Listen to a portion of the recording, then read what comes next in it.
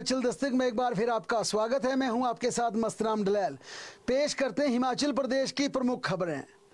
राज्य में महिलाओं को बस किराए में दी जा रही छूट की योजना में सुक्खू सरकार एक और बड़ा व्यवस्था परिवर्तन करेगी। इस योजना को लाभकारी तथा पारदर्शी बनाने के लिए सरकार इसमें बड़ा बदलाव करने की तैयारी में जुट चुकी है। दरअसल सरकार इस अनुदान की राशि को महिलाओं के सीधे बैंक खाते में डालने का आदेश दे चुकी है। हालांकि इस व्यवस्था को लागू करना हिमाचल प्रदेश पथ परिवहन निगम के लिए आसान नहीं होगा, क्योंकि इसके लिए न केवल महिलाओं का डाटाबेस तैयार करना पड़ेगा, बल्कि उनके बैंक खातों को ई टिकटिंग से कैसे जोड़ा जाएगा, यह सबसे बड़ी चुनौती समय एचआरटीसी के पास आकर खड़ी हो गई है। बावजूद इसके सुक्खू सरकार ने बस किराया छूट की पॉलिसी में बदलाव की ठान ली है और जिस प्रकार की मुख्यमंत्री की शैली है, उसी शैली के अनुरूप उन्होंने एचआरटीसी को आदेश पारित कर दिए हैं कि अब सब्सिडी का पैसा यानी 50% महिलाओं के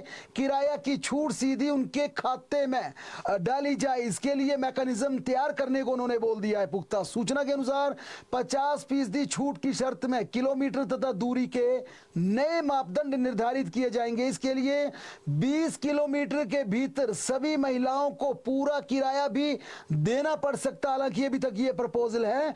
इस निर्धारित दूरी से ज्यादा का सफर करने वाली महिलाओं को ही बस किराए में छूट दी जा सकती है। यानी यह बस किराया छूट का लाभ महिलाओं को 20 किलोमीटर से ज्यादा बस यात्रा करने पर ही देने के प्रस्ताव पर मोहर लग सकती है। इसके पीछे बड़ी वजह क्या, सरकार ऐसा क्यों करना चाहती है, जानना जरूरी है।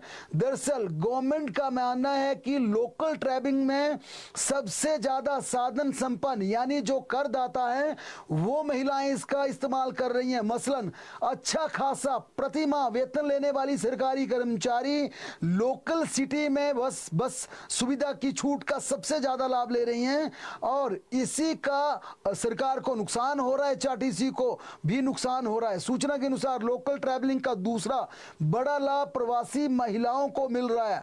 हालांकि प्रवासी महिलाएं यानी कि मजदूर क्लास इसमें सफर करे तो यह बुरी बात नहीं है, लेकिन सरकार का मानना है कि किसी भी लेबर को शिफ्ट करने के लिए कॉन्ट्रैक्टर ठेकेदार व्हीकल की व्यवस्था करती है, चाहे वो यूटिलिटी वैन हो या गाड़ी हो या 10 सीटर या 9 सीटर या 8 सीटर गाड़ी हो, किसी भी लेबर को शिफ्ट करने के लिए दायित्व कॉन्ट्रैक्टर का होता है। लेकिन एचआरटीसी की बस में छूट का प्रावधान मिलने पर अब लेबर को भी बस की सुविधा दी जा रही है ताकि 50% किराए की छूट मिल जाए। यही वजह है क्योंकि सरकार को इस बात का इतराज है कि हर साल 180 करोड़ का अनुदान एचआरटीसी को राज्य सरकार दे रही है। इसमें सालाना 100 करोड़ महिला बस किराया छूट का एचआरटीसी को मिल रहा है। इस कारण बस किराया छूट की राशि अब सीधी महिलाओं के बैंक खाते में सरकार डालना चाहती है ताकि एचआरटीसी गलत क्लेम ना करें। इस प्रयास के सफल होने पर राज्य सरकार एचआरटीसी को उतना ही अनुदान जारी करेगी जितना महिलाओं ने वास्तव में बस यात्रा की होगी। वर्तमान में निगम हर साल 8 करोड़ से ज्यादा सब्सिडी महिला बस किराए पर सरकार से क्लेम कर रही है। पिछले दिनों हुई एचआरटी की समीक्षा बैठक में निगम की तरफ से बस किराया छूट समाप्त करने का प्रपोजल भी दिया गया था। मुख्यमंत्री सुखविंदर सिंह सुक्खू ने इस प्रस्ताव को खारिज कर इस योजना को जारी रखने के निर्देश दिए थे, लेकिन मुख्यमंत्री ने यह स्पष्ट कर दिया कि हम उन महिलाओं को बस किराए में छूट देंगी जो वाकई ही हकदार है। अगर कोई टैक्स पेयर है तो उनको ऐसी छूट क्यों मिले। दूसरा, उनका यह भी मानना है कि जो महिलाओं को वास्तव में राज्य सरकार यहां पर अनुदान दे रही है, सब्सिडी एचआरटीसी को दे रही है, हम चाहते हैं वाकई हम उन महिलाओं और उतनी ही एचआरटीसी को सब्सिडी दें जितनी महिलाओं की यात्रा हो। यानी इस योजना को पारदर्शी और पूरी तरह से लाभकारी बनाने के लिए सरकार ये बड़े बदलाव करने का मन बना चुकी है। हिमाचल प्रदेश के छोटे कर्मचारी यानी क्लास 4 कर्मचारी जिनका पे स्केल कम है, उन कर्मचारियों को भी सरकार अब बड़ा घर देगी। राज्य सरकार ने खासकर उन क्लास 4 और दूसरे कैटेगरी के कर्मचारियों को अब टाइप 2 मकान देने का फैसला लिया किया है, जो कि पे स्केल के आधार पर टाइप 1 के लिए इंटाइटल होते थे। इसके लिए सामान्य प्रशासन विभाग से कर्मचारियों के लिए निर्धारित हाउस अलॉटमेंट के नियमों की रिपोर्ट तलब की गई है। इस आधार पर जीएडी को नियमों के बदलाव कर छोटे कर्मचारियों को बड़ा मकान देने का मुख्यमंत्री ने आदेश जारी किया। हिमाचल प्रदेश में सरकारी कर्मचारियों को मासिक वेतन यानी कि उनके पे स्केल के आधार पर, उनकी ग्रेड पे के आधार पर आवास की सुविधा प्रदान की जाती है। इसके तहत टाइप 1 यानी एक कमरे के मकान से लेकर टाइप 6 तक की कोठी देने का प्रावधान है। सामान्य प्रशासन विभाग के नियमों में सबसे ज्यादा नुकसान छोटे वर्ग के कर्मचारियों को उठाना पड़ रहा। कम पे स्केल वाले कर्मचारियों को सिर्फ एक कमरे को दिए जाने का प्रावधान है। इस व्यवस्था में बदलाव करते हुए मुख्यमंत्री सुखविंदर सिंह सुक्खू ने जीएडी को नियमों में बदलाव करने के आदेश दिए और यह कहा कि निकट भविष्य में हिमाचल प्रदेश में कोई भी एक कमरे का सरकारी कर्मचारियों के लिए घर नहीं बनेगा। ये रोक लगा दी है और उन्होंने साफ कहा है कि जितने भी कम स्केल वाला, जितने भी कम वेतन वाला कर्मचारी, जितने भी कैटेगरी बाई छोटा कर्मचारी होगा, उसे टाइप 2 से 1 अब प्रदेश में घर नहीं दिया जाएगा। हिमाचल प्रदेश में टाइप 1 मकान नहीं मिलेंगे। मुख्यमंत्री ने राज्य सरकार के मुख्य सचिव तथा जीएडी के प्रधान सचिव को तलब कर पूछा, क्या कोई कर्मचारी एक कमरे के मकान में आराम से रह सकता है? और उन्होंने यह भी जवाब किया कि अगर उसके परिवार का कोई सदस्य या सगा संबंधी उसके पास पहुंच जाए तो क्या एक कमरे में वह कर्मचारी गुजारा कर सकता, क्या यह संभव है?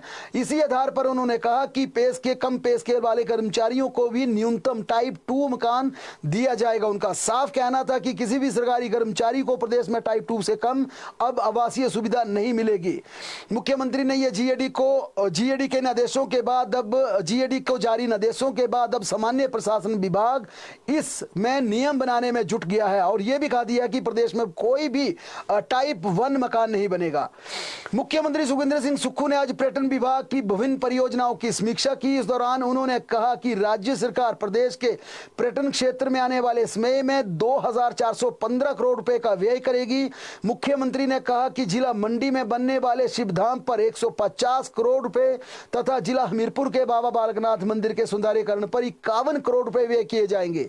इस प्रकार से 78 करोड़ रुपए की लागत से जिला कांगड़ा के नगरोटा बगवा तथा पालमपुर नगर का सुंदरीकरण किया जाएगा। प्रदेश सरकार 280 करोड़ की लागत से जिला हमीरपुर के नादौन, जिला कांगड़ा के नगरोटा तथा जिला कुल्लू के मनाली कुल्लू में वेलनेस सेंटर विकसित करेगी। जिला कुल्लू के नगर किले के संरक्षण व मरम्मत पर भी 8 करोड़ 64 लाख रुपए व्यय किए जाएंगे। मुख्यमंत्री ने कहा नादौन में राफ्टिंग कॉम्प्लेक्स और मनाली धर्मशाला तथा शिमला के रोलर स्केटिंग रिंग का निर्माण किया जाएगा। इस पर 163 करोड़ रुपए व्यय किए जाएंगे। आज एक महत्वपूर्ण शिमला में जिस प्रकार से एक वेलनेस सेंटर बन रहा है, बनूटी में ये वेलनेस सेंटर बन रहा है, मुख्यमंत्री ने पर्यटन विभाग के अधिकारियों से जवाब तलब किया कि आखिर इस प्रोजेक्ट के पीछे आपकी मूल भावना क्या है, इस प्रोजेक्ट को कंसीव क्यों किया जा रहा है, इसका क्या लाभ मिलेगा। मुख्यमंत्री ने यह भी कहा कि हिमाचल प्रदेश में कोई भी परियोजना जनता के लिए बनाई जाए जिससे जनता का सीधा लाभ हो, जनता का जुड़ाव हो। मुख्यमंत्री ने आज कड़क तेवर दिखाए और ये कड़क फैसला लिया। उन्होंने ये सख्त आदेश जारी किया कि कोई भी योजना अधिकारी अपने स्तर पर ना बनाएं, सरकार से अप्रूवल ले लें। मुख्यमंत्री टूरिज्म डिपार्टमेंट की बनाई गई एक प्रोजेक्ट पर काफी नाराज थे। उन्होंने अधिकारियों को लताड़ भी लगाई, 2 टूक भी बोला कि ये आखिरी गलती होनी चाहिए उनकी, इसके बाद कोई गलती नहीं करें। कोई भी अधिकारी ये ध्यान में रखें कि हिमाचल प्रदेश के लोगों के लिए, आम जनता के लिए योजना बनाई जाए, ना कि अपने मन माफिक, अपने मन मुताबिक योजनाओं का प्रारूप तैयार किया जाए। उन्होंने शिमला जिला में बन रही एक वेलनेस सेंटर की योजना को लेकर जबरदस्त सवाल खड़े करते हुए अधिकारियों की जमकर क्लास लगाई। आज नेता प्रतिपक्ष जयराम ठाकुर ने अपने 60वें जन्म दिवस के अवसर पर 60 किलो का केक काटा और समाज सेवा में निरंतर लोगों का संकल्प दोहराया। इस अवसर पर उनके शिमला स्थित आधिकारिक आवास पर सुबह से ही बधाई देने वालों का तांता लग गया। जयराम ठाकुर के समर्थकों और कार्यकर्ताओं ने पहाड़ी नाटी डालकर जश्न मनाकर उनके जन्म दिवस उत्साहपूर्वक मनाया। जयराम ठाकुर ने हंसी खुशी कहा कि अब मैं वरिष्ठ नागरिक हो गया हूं, सीनियर सिटीजन हो गया हूं। इस जीवन के पड़ाव तक पहुंचने के लिए मैंने मैं ईश्वर, देवी देवताओं और अपने माता पिता का धन्यवाद करता हूं। मेरे माता पिता ने कठिन परिस्थितियों में जीवन बिताया, उनके संघर्ष से मुझे प्रेरणा मिली। उन्होंने कहा कि अपने जीवन का बड़ा हिस्सा समाज सेवा में लगाया और आगे भी इसी प्रकार से समाज के लिए कार्यरत रहेंगे। इस दौरान मुख्यमंत्री सुखविंदर सिंह सुक्खू ने भी उन्हें जन्म दिवस की बधाई दी और उनके उज्जवल भविष्य की कामनाएं की। प्रदेश के कई दूसरे नेताओं ने भी पूर्व मुख्यमंत्री जयराम ठाकुर को उनके जन्म दिवस पर बधाई संदेश दिया। लेकिन अहम था कि पूर्व मुख्यमंत्री जयराम ठाकुर के जन्म दिवस पर बधाई देने के लिए विक्रमादित्य सिंह युवा मंत्री, लोक निर्माण विभाग मंत्री हैं, बाकायदा उनके घर पर पहुंचे। पूर्व मंत्री एवं विधायक सुखराम चौधरी पहुंचे, सुरेश भारद्वाज पूर्व मंत्री पहुंचे, बलवीर वर्मा विधायक पहुंचे, डॉक्टर जनकराज विधायक पहुंचे, लोकेंद्र कुमार, दीपराज, पूर्णचंद के अलावा कई विधायक व पूर्व मंत्रियों ने, भारतीय जनता पार्टी के प्रदेश भर से आए नेताओं ने उन्हें बधाई दी। केएल ठाकुर, लखिंदर राणा के पूर्व विधायक भी यहां पर पहुंचे और इसके अलावा प्रदेश के किन्नौर से लेकर भरमौर तक कई जिला अध्यक्ष व नवनिर्वाचित पदाधिकारियों ने भी पूर्व मुख्यमंत्री जयराम ठाकुर के आवास पर पहुंचकर उन्हें जन्म दिवस व उज्जवल भविष्य की शुभकामनाएं दी। प्रदेश में भारतीय जनता पार्टी के 6 संगठनात्मक जिला अध्यक्षों की आज नियुक्ति कर दी गई। 9 जिला अध्यक्षों की पिछले कल नियुक्ति की गई थी। अब इकलौते ऊना जिला का अध्यक्ष चुना जाना है। 2 से 3 दिन के भीतर ऊना में भी चुनाव का ये प्रक्रिया पूरी कर ली जाएगी। वहीं आज 6 जिलों में निर्विरोध जिला अध्यक्ष चुने गए, जिनमें शिमला जिला के अध्यक्ष की जिम्मेवारी चौपाल विधानसभा क्षेत्र के वलसन से संबंध रखने वाले केशव चौहान को दी गई। वहीं शिमला के अंतर्गत महासूज का जिला अध्यक्ष अरुण फाल्टा को चुना गया। कांगड़ा के नूरपुर का जिलाध्यक्ष राजेश काका, हमीरपुर का राकेश ठाकुर, विलासपुर का कृष्णलाल चंदेल, कांगड़ा का सचिन शर्मा और किन्नौर का जिलाध्यक्ष यशवंत सिंह मंजू को चुना गया। प्रदेश में बीजेपी के कुल 17 संगठनात्मक जिले हैं, जिनमें से 16 जिलों का अध्यक्ष चुन लिया। सूत्रों का कहना है कि ऊना जिला में कुछ मंडलों के चुनाव में अड़चन की वजह से यह मामला लटका, लेकिन अगले 2-3 दिनों में पूरा कर लिया जाएगा। वहीं हिमाचल प्रदेश में प्रदेशाध्यक्ष की बात की जाए तो अब मानना जा रहा है कि जनवरी के अंत तक या अध्यक्ष पद की नियुक्ति का फैसला फरवरी के पहले हफ्ते तक लटक सकता है, क्योंकि यह प्रक्रिया बेशक पूरी कर ली है, लेकिन दूसरे प्रदेशों में भी चुनाव होना, इसके बाद केंद्रीय नेतृत्व को भी को लेना है। प्रदेश की एक औपचारिक मीटिंग भी की जाएगी, जितने भी जिलाध्यक्ष बने हैं। उसके बाद हिमाचल प्रदेश भारतीय जनता पार्टी का अध्यक्ष चुना जाएगा, जिसमें प्रबल संभावनाएं विलासपुर के विधायक त्रिलोक जम्वाल और सिकंदर की हैं। इसके अलावा कई दूसरे प्रबल दावेदार भी अपनी अध्यक्ष पद को लेकर अपनी दावेदारी पुख्ता रूप से यहां पर पेश कर रहे हैं। प्रदेश सरकार जल्दी सरकारी स्कूलों के मुखिया को वित्तीय लाभ देने की तैयारी में। 2000 से ज्यादा प्रिंसिपल्स को 2017 से रेगुलाइजेशन का फायदा दिया जा सकता है। बड़ी बात है कि पहले सरकार 2017 से प्रमोट हुए प्रिंसिपल को नियमित कर उन्हें वित्तीय लाभ प्रदान करेगी। इसके बाद नई प्रमोशन प्रिंसिपल्स की होगी। शिक्षा विभाग ने 2017-18 में पदोन्नत हुए प्रिंसिपल की एसीआर व अन्य औपचारिकताएं फाइनल कर ली हैं। अब 2020, 2021, 22 और 2023 में प्रमोट हुए प्रिंसिपल की भी एसीआर खंगाली जा रही है, ताकि 8 सालों पहले प्रमोट हुए प्रिंसिपल को आर्थिक लाभ दिए जा सकें। सूत्रों की माने तो मार्च से पहले प्रिंसिपल को बैक डेट से उन्हें तमाम फाइनेंशियल बेनिफिट्स देने शुरू कर दिए जाएंगे। उन्होंने बैक डेट का एरियर धीरे धीरे यानी किस्तों में सरकार दे सकती है उन्हें। सरकार ने शिक्षा विभाग को जल्द प्रिंसिपल की रेगुलाइजेशन के मामले को लेकर केस को जल्द सुलझाने के आदेश दिए हैं। बैक डेट से रेगुलाइजेशन के वित्तीय लाभ मिलने के बाद नए प्रिंसिपल के 500 पद सरकार भरेगी।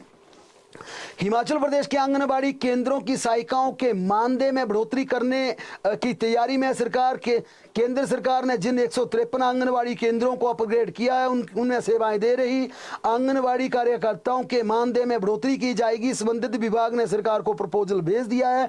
सूत्रों की माने तो सरकार कार्यकर्ताओं के मानदेय बढ़ाने के मामले में अगले बजट यानी कि जो इस वित्तीय वर्ष का बजट प्रस्तुत किया जाएगा उसमें 2000 रुपए बढ़ाने की घोषणा कर सकती है। इससे पहले भी आर्थिक स्थिति को देखते हुए इसमें राहत दी जा सकती है। गौर हो कि केंद्र सरकार ने 153 मिनी आंगनबाड़ी केंद्रों को अपग्रेड किया है। इन केंद्रों को अपग्रेड करने के बाद सरकार आंगनबाड़ी केंद्रों में सहायकों के नए पदों को भरेगी।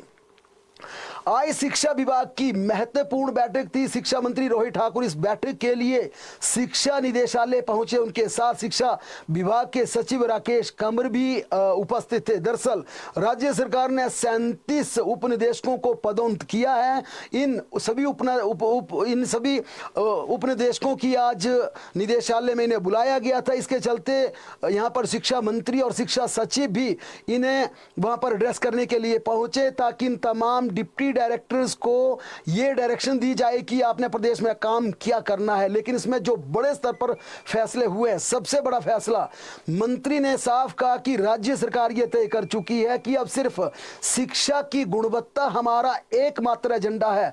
रोहित ठाकुर ने कहा कि मुख्यमंत्री सुखविंदर सिंह सुक्खू ने 2 टूक ये निर्देश जारी कर दिए हैं कि हम कोई भी बड़ा फैसला लेने से नहीं चूकेंगे। और शिक्षा मंत्री ने सभी उपनिदेशकों, डायरेक्टर्स को ये इस गाइडलाइंस को जारी कर दिया कि सुक्खू सरकार चाहती है कि सिर्फ एजुकेशन क्वालिटी पर हम काम करें। और इसके लिए उन्होंने कहा है कि हिमाचल प्रदेश के शिक्षा विभाग में अब अनुशासनहीनता किसी भी स्तर पर बर्दाश्त नहीं की जाएगी। शिक्षा मंत्री ने उदाहरण दिया कि कितनी प्रदेश की बेइज्जती बदनामी होती है जब कोई शिक्षक शराब के नशे में पड़ा होता है, उसका वीडियो बनाकर वायरल कर दिया जाता है। उन्होंने कहा कि इस प्रकार के डिसिप्लिनरी एक्शन के लिए कोई भी मामला अब निदेशालय सरकार को ना भेजा जाए। डिप्टी डायरेक्टर तुरंत प्रभाव से अपने स्तर पर कार्रवाई करें, आरोपी शिक्षकों को सस्पेंड करें, उन्हें निलंबित करें, उनके खिलाफ जांच बिठाएं, सिर्फ सरकार को इसकी सूचना दें। अब आपको सरकार से अनुमति लेने की जरूरत नहीं होगी। शिक्षा मंत्री ने कहा कि मुख्यमंत्री सुखविंदर सिंह सुक्खू ने कड़ा संज्ञान लिया है, नाराजगी जताई है कि शिक्षकों के इस प्रकार के नशे में टल्ली होने के इस प्रकार के वीडियो वायरल होते हैं, फिर उनके सस्पेंशन, उनके खिलाफ कार्रवाई का मामला निदेशालय को भेजा जाता है। लिहाजा शिक्षा मंत्री ने कहा कि अब निचले स्तर पर ही ऐसे आरोपी, अनुशासनहीनता करने वाले शिक्षकों को, दूसरे कर्मचारियों को ऑन स्पॉट जांच के तुरंत बाद सस्पेंड कर दिया जाए। इसके अलावा तीसरा बड़ा फैसला, हिमाचल प्रदेश में डिटेंशन पॉलिसी को तुरंत प्रभाव से लागू कर दिया जाए। यानी अब जो आगे अगला शैक्षणिक सत्र आएगा, उस सत्र में जितने भी 8वीं और 5वीं कक्षा के छात्र होंगे, उन छात्रों को प्रमोट नहीं किया जाएगा। केंद्र की डिटेंशन पॉलिसी के तहत उन तमाम छात्रों को अनुत्तीर्ण किया जाएगा, फेल किया जाएगा। चौथा, जो सबसे महत्वपूर्ण शिक्षकों को जुड़ा मामला है, शिक्षा मंत्री ने कह दिया कि कई एजुकेशन डिपार्टमेंट में मामले ऐसे होते हैं जिसमें प्लेसमेंट और प्रमोशन के बाद नियुक्ति का अधिकार डिप्टी डायरेक्टर के पास होता है। उन्होंने साफ कर दिया। उन्होंने तीनों निदेशालयों को भी यह कह दिया, जिसमें चाहे ज्यादातर मामले एलिमेंट्री के, उसके बाद हायर के, हालांकि समग्र की बात की जाए तो बेहद कम है, लेकिन एलिमेंट्री और हायर एजुकेशन को उन्होंने 2 टूक कहा कि सरकार अब यह सख्त फैसला ले चुकी है कि हिमाचल प्रदेश में शिक्षकों की एडजस्टमेंट बिल्कुल नहीं होगी। उन्होंने साफ कहा, चाहे पदोन्नति के बाद कोई डायरेक्टर गवर्नमेंट को प्रपोजल भेजता है या डिप्टी डायरेक्टर पदोन्नति के बाद कोई नियुक्ति या एडजस्टमेंट की फाइल भेजता, तो उसमें सिर्फ 2 चीजें ध्यान में रखी जाएगी। पहली इनरोलमेंट, दूसरी इनरोलमेंट, यानी कि जो जहां पर ज्यादा छात्र होंगे, ज्यादा इनरोलमेंट होगी, वहां पर शिक्षकों को तैनाती दी जाएगी, उन्हें लगाया जाएगा। जहां पर शिक्षक कम होंगे, छात्र ज्यादा होंगे। और दूसरा भी इनरोलमेंट, जहां पर यानी कि कम छात्र होंगे और अध्यापक कोई नहीं होगा या सिंगल टीचर होगा, वहां भी अध्यापकों को नियुक्ति दी जाएगी। चाहे प्रदेश में नए अध्यापक यहां पर शिक्षकों की भर्ती होती है या पदोन्नति होती है, उन्होंने कहा कि एडजस्टमेंट का फार्मूला बिल्कुल रिजेक्ट कर दिया जाएगा। एक सूत्रीय एजेंडा सरकार का है शिक्षा की गुणवत्ता, और इसके लिए अब अध्यापकों को उन्हीं जगह भेजा जाएगा जहां पर कोई टीचर नहीं होगा, या सिंगल टीचर होगा, या विदाउट टीचर स्कूल होगा, या फिर हाईएस्ट यानी कि इनरोलमेंट बेस्ड हिमाचल प्रदेश में शिक्षकों की नियुक्ति और तैनाती प्लेसमेंट दी जाएगी। इसके अलावा छुट्टियों के शेड्यूल पर भी शिक्षा मंत्री ने कहा कि हमने छुट्टियों के शेड्यूल का टेंटेटिव शेड्यूल हमने इशू कर दिया। इस पर जनता के हमने आपत्तियां मांगी थी, वो भी आ गई है। उन्होंने डिप्टी डायरेक्टर से पूछा, क्या जो हमने टेंटेटिव शेड्यूल जारी किया, आप इस पर राजी हैं या आपको कोई आपत्ति है? बैठक में जरूर की। डिप्टी डायरेक्टर्स ने अपने सुझाव दिए और उन्होंने कहा कि इसमें थोड़ा बहुत यानी कि 19-21 का बदलाव होना जरूरी है। इन तमाम सुझावों को मंत्री ने कहा कि आप रिटर्न दीजिए, क्योंकि हम जल्द अब स्कूल छुट्टियों के जो फाइनल शेड्यूल हम कर लेंगे उसे नोटिफाई कर देंगे। सबॉर्डिनेट अलाइड सर्विसेज की मुख्य परीक्षा मार्च में आयोजित की जाएगी। इस परीक्षा के आयोजन के लिए हिमाचल प्रदेश लोक सेवा आयोग ने तैयारियां शुरू कर दी हैं। ये परीक्षा टेंटेटिव तौर से 7 से 9 मार्च तक चलेगी। विभिन्न विभागों में पदों को भरने के लिए subordinate allied services post group की सी की ये परीक्षा आयोजित होगी। इस परीक्षा की आवेदन प्रक्रिया पहले पूरी हो चुकी है। लोक सेवा आयोग ने मुख्य परीक्षा का टेंटेटिव शेड्यूल जारी किया है। वहीं स्वास्थ्य एवं परिवार कल्याण विभाग ने मेडिकल ऑफिसर जनरल विंग के 200 पदों को अनुबंध आधार पर भरने के लिए आयोजित होने वाली परीक्षा के तहत पेपर 2 सब्जेक्ट एप्टीट्यूड टेस्ट का पाठ्यक्रम तैयार कर जारी कर दिया है। आज लोक सेवा आयोग ने पाठ्यक्रम जारी कर इसे वेबसाइट पर उपलब्ध भी करवा दिया। हिमाचल प्रदेश में 1000 से अधिक जनसंख्या होने पर ही नई पंचायतों का गठन होगा। सरकार ने पंचायतों के गठन के लिए मापदंड तय कर दिए हैं। पंचायती राज विभाग के अलावा जिला उपायुक्तों को भी नई पंचायतों के गठन करने के आवेदन किए जा सकते हैं। पंचायती राज विभाग आवेदनों की छंटनी के बाद पंचायतों के गठन की प्रक्रिया को आगे बढ़ाएगा। प्रदेश में नए नगर निगम और नए नगर परिषद बनने के बाद अब पंचायतों की सीमाएं बदली जा रही हैं। ऐसे में लोगों की मांग पर नई पंचायतों के गठन की प्रक्रिया शुरू कर दी है। आबादी के अलावा ग्राम पंचायत की वर्तमान मुख्यालय से सबसे दूर वाले गांव की दूरी 5 किलोमीटर या इससे अधिक होने पर नई पंचायत को गठित किया जाएगा। यानी जो क्राइटेरिया इसमें वो 5 किलोमीटर का तय किया गया है।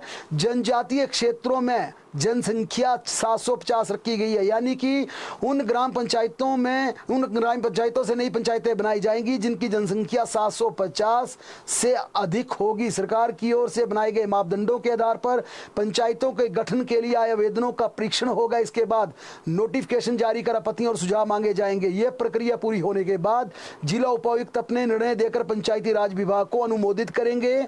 भाजपा सरकार के समय प्रदेश में 412 नई पंचायतें बनाई गई थी। मौजूदा समय में हिमाचल प्रदेश में कुल 3612 ग्राम पंचायतें हैं, जबकि अब जनसंख्या और रेडियस के आधार पर नई पंचायतें और बन सकती हैं। प्रदेश सरकार ने आज 2 आईपीएस और 4 एचपीएस अधिकारियों के तबादला आदेश जारी किए। सरकार ने DIG cyber crime Shimla Mohit Chawla को principal police training college Daroh Kangra में तैनात किया है।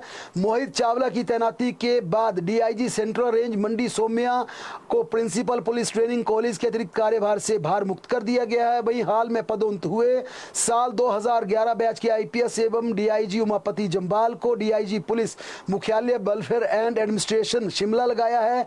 आईपीएस एवं SP police training centre college Daroh college Kangra Arvind Chaudhary को आदेश अलग से जारी किए जाएंगे। वहीं एचपीएस एवं एसपी लीव रिजर्व पुलिस मुख्यालय वीरेंद्र कालिया को SP leave reserve state vigilance and anti corruption bureau Shimla में तैनाती दी है। एसपी लीव रिजर्व पुलिस मुख्यालय शिमला नरेश कुमार को SP vigilance south range Shimla में तैनात किया गया। तैनाती का इंतजार कर रहे रमन शर्मा को इंटेलिजेंस एंड सिक्योरिटी धर्मशाला में डीआईजी के पद पर तैनाती दी गई है। साल 2012 बैच के एचपीएस एवं तैनाती का इंतजार कर रहे खजाना राम को DSP 4 IRB and battalion Jangal Berry Hamirpur लगाया गया। इसी बीच अब राज्य सरकार 4 से 5 जिलों के एसपी बदल सकती है, क्योंकि जिस प्रकार से बद्दी का मामला सबके सामने है, चंबा का मामला सबके सामने है, सिरमौर के एसपी का तबादला होना, कुछ और डिस्ट्रिक्ट के भी एसपी बदले जाने, जिसे लेकर फाइल मुख्यमंत्री को भेजी गई है। और हमेशा ये देखा गया कि मुख्यमंत्री तबादलों को लेकर थोड़ा वक्त लेते हैं, जांचते हैं, परखते हैं, उसके बाद नोटिफिकेशन जारी करते हैं। लेकिन माना यही जा रहा है कि अब जिलों के एसपी तुरंत बदल दिए जाएंगे। कोरोना महामारी के 5 साल बाद अब चीन में ह्यूमन मेटानिमिया वायरस HMPV के बढ़ते मामलों ने दुनिया भर में चिंताएं बढ़ा दी हैं। इस वायरस के मामले चीन से बाहर भी नजर आने लगे हैं, जिसमें भारत भी शामिल हो गया है। भारत के बेंगलुरु में 8 महीने के बच्चे की रिपोर्ट पॉजिटिव आई है। उनमें उस बच्चे में वायरस पाया गया है। मलेशिया के स्वास्थ्य मंत्रालय ने वायरस से जुड़े केस सामने आने के बाद अपने देश के नागरिकों के लिए बाकायदा एडवाइजरी जारी कर दी है। हांगकांग में भी इस वायरस के केस पॉजिटिव रिपोर्ट किए गए हैं। इसी बीच चीन के रोग नियंत्रक और रोकथाम केंद्र ने वायरस के कारण होने वाले मृत्यु दर के बारे में जानकारी साझा की है। चीन के CDC ने कहा कि बच्चे, कमजोर इम्यून वाले और बुजुर्ग इस संवेदनशील होते हैं उन्हें इस वायरस से संक्रमित होने की संभावना पूरी तरह से बन जाती है। सीडीएस ने एचएमपीवी के संक्रमण के लक्षणों को सामान्य सर्दी के लक्षण की तरह बताया, जो खांसी, बुखार, नाक बंद होना के रूप में हो सकता है। यानी जो कोरोना वायरस था, जिस प्रकार से सर्दी जुकाम होती थी, जकड़न शरीर में होती थी, उसी प्रकार का ये वायरस बताया जा रहा। कभी कभी गंभीर मामलों में ये निमोनिया का कारण बन सकता है। चीन के सीडीसी ने बताया कि अंतर्निहित चिकित्सा स्थितियों वाले अति संवेदनशील व्यक्तियों में इस संक्रमण से मौत की भी संभावना बन जाती है। लिहाजा हालांकि अभी तक देश में कोई ज्यादा खतरा नहीं है, लेकिन बेंगलुरु में जरूर एक मामला पॉजिटिव आया, लिहाजा एहतियात बरतने की पूरी तरह से इसमें जरूरत है। सिरमौर जिला में एक दर्दनाक हादसा हुआ। सिलाई के तहत बड़वास के कालढांक में एक पिकअप बेकाबू होकर गहरी खाई में गिर गई। इस घटना में 2 लोगों की मौके पर दुखद मृत्यु हुई। अभी एक शव की पहचान हो चुकी है, जबकि दूसरे शव की शिनाख्त नहीं हो पाई है। अभी पिकअप गाड़ी भी बुरी तरह से इस हादसे में नष्ट हो चुकी है। शिमला जिला के ठियोग में हरियाणा पुलिस को चकमा देकर एक ड्रग तस्कर फरार हो गया। आरोपी हरियाणा में हेरोइन तस्करी के एक मामले का वांटेड था। वह शिमला के ठियोग में हरियाणा की हिरासत से भागने में कामयाब रहा। मामला बीती देर शाम का है। हरियाणा पुलिस उसे एक मामले की जांच के लिए ठियोग लाई थी, उसी दौरान वह फरार हो गया। उसे पकड़ने के लिए पुलिस ने तलाशी अभियान शुरू कर दिया। आरोपी पवन पानीपत हरियाणा का रहने वाला है। पुलिस ने ठियोग व उसके आसपास के क्षेत्रों में तलाशी अभियान शुरू कर दिया है। वहीं पठानकोट मंडी नेशनल हाईवे पर 32 मील चौक पर आर्मी ट्रक व बोलेरो में जोरदार टक्कर हो गई। आर्मी ट्रक कांगड़ा से पठानकोट की तरफ जा रहा था, जबकि बोलेरो सोलदा से कुठेड़ की तरफ जा रही थी। 32 मील चौक पर जैसे ही बोलेरो मोड़ काटने लगी तो आर्मी ट्रक से टकरा गई। बोलेरो में बैठे 5 सवारों में 2 बुजुर्ग घायल हो गए, जिन्हें सिविल अस्पताल शाहपुर ले जाया गया। उनका वहां पर उपचार चल रहा है। जोगिंद्रनगर के पातकू नाले में एक स्कॉर्पियो गाड़ी रेलिंग तोड़ते हुए नाले में जा गिरी। दुर्घटना में चालक को कोई गंभीर चोटें नहीं आई और उसे प्राथमिक उपचार के बाद छुट्टी दे दी गई है। स्कॉर्पियो गाड़ी वन विभाग के जायका प्रोजेक्ट में लगाई गई है। शिमला जिला के जुब्बल में बीती शाम 60 साल के प्रताप सिंह जेसीबी की चपेट में आ गई, जिससे उनकी दुखद मृत्यु हो गई। प्रताप सिंह उत्तराखंड के रहने वाले थे। वह जुब्बल में पेट्रोल पंप के समीप एक जेसीबी खेत की खुदाई करके वापस लौट रहे थे। इस दौरान खेत के लिए बने वैकल्पिक रास्ते पर अंधेरा होने के चलते प्रताप सिंह जेसीबी की चपेट में आ गए। प्रदेश की ऊंची चोटियों पर ताजा बर्फबारी शुरू हो गई है और कुछ क्षेत्रों में हल्की बारिश भी हो रही है। लाहौल स्पीति की अटल टनल लाहौल घाटी में बर्फ की सफेद चादर बिछ गई है। लाहौल स्पीति जिला के ऊंचे क्षेत्रों में लगातार बर्फबारी का क्रम जारी है। वहीं शिमला के कुफरी, नालदेहरा, नारकंडा, इन क्षेत्रों में ऊंचाई वाले इलाकों में बर्फबारी के फाये गिरने शुरू हो गए हैं। हालांकि शिमला समेत चंबा, कांगड़ा, किन्नौर, कुल्लू, मंडी और लाहौल स्पीति जिलों में आज भारी बर्फबारी का अलर्ट जारी किया गया है। मौसम विभाग के अनुसार कल भी मौसम विभाग की इस प्रकार का फोरकास्ट है कि कल भी हिमाचल प्रदेश के कई हिस्सों में बारिश हो सकती है। ऊंचाई वाले इलाकों में हिमपात हो सकता है। कल भी अलर्ट जारी किया, जिसमें कहा गया कि कांगड़ा, किन्नौर, कुल्लू, लाहौल स्पीति जिला की ऊंची चोटियों पर बर्फबारी होगी और कुछ इलाकों में बारिश हो सकती है, जबकि अन्य यानी कि दूसरे क्षेत्रों में मौसम साफ भी रह सकता है। ये मौसम विज्ञान केंद्र का पूर्वानुमान है। बहरहाल प्रदेश की तमाम बड़ी खबरों के लिए लगातार जुड़े रहें हमारे साथ, देखते और पढ़ते रहें हिमाचल दस्तक।